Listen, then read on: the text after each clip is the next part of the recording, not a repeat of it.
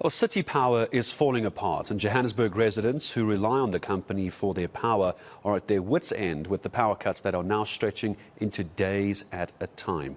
Meanwhile, the Public Enterprises Department is sticking by its plan to appeal the exemption from power cuts for state departments, including hospitals and police stations. So what's happening with this story now?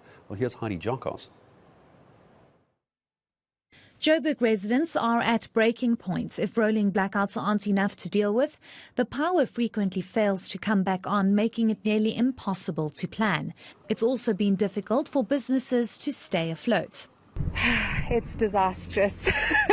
I don't know what else I could say about it. Power goes off when it's supposed to. And then when it's time for it to come back and we all are ready, and you've made time for the 2.5-hour slot or the 4-hour slot. And then it doesn't come back and, food is going to waste. It's very frustrating. I can tell you, you can basically plan out your day. The schedule can change during the evening, as it usually sometimes does. The past week, we probably haven't had electricity on straight 48 hours. So there's a big energy problem here. So I'm lucky that I've got solar, but like residents in my complex are not so lucky to have that. I mean, we didn't have power from 3 o'clock Monday. It only came back this morning around 8 o'clock. I think the biggest challenge is indeed the fact that the power doesn't come back on when it's meant to. I think everybody accepts, as a matter of principle, that load shedding is here to stay for now. I think the communication has been clear. But I think people are planning their lives around the power coming back at a certain time. And by and large, I think it's been good for most, for most people, probably around the country. But I think in this particular area, there's a very, very big problem. For a number of places, the power doesn't come back when it's meant to come back. We can't live like this. This is psychological warfare. This feels like it's being done on purpose. It feels like we're the testing ground for the blackouts that are obviously inevitably coming in winter, that we are the test bunnies for this. It's like the communist tactic that Stalin used to show his comrades how it works. You take a chicken, you feed it some corn, you then pick up the chicken, rip its feathers out.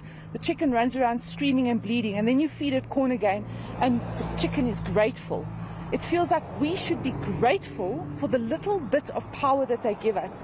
City Power says it's battling to keep afloat. It says its infrastructure wasn't meant to be switched on and off. City Power, we're in a critical state. Our network, our infrastructure is really bearing the brunt of the higher stages of load shedding. This started last year, if you remember, when we basically went to even stage 6 at some point, but always fluctuating between stage 4 and stage 6. So we're not really coping as City Power. Our infrastructure is really caving in terms of responding to the needs of our residents around electricity. We are losing a lot of equipment, infrastructure, maintenance that we're supposed to basically be doing is not easily happening because of the very same stages of load shedding.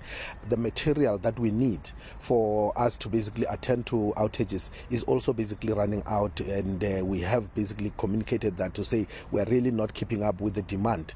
We're not able to replenish as much as the demand needs, and that is a very serious problem. On a daily basis, at least 3.6 million rands is lost due to this load shedding, and that's why we actually even went out aggressively to say we really need to collect revenue so that we are able to reinvest this money into the infrastructure. Meanwhile, Build One South Africa will head to the Constitutional Court should Public Enterprises Minister Pravin Gordhan move ahead with his plan of appealing the High Court's exemption ruling. Despite petitions and efforts by City Power to turn the lights on, South Africans are still subjected to the worst kind of rolling blackouts, the kind that never seems to end. It's expected to be a cold and dark winter. Heidi Giokos in Soweto.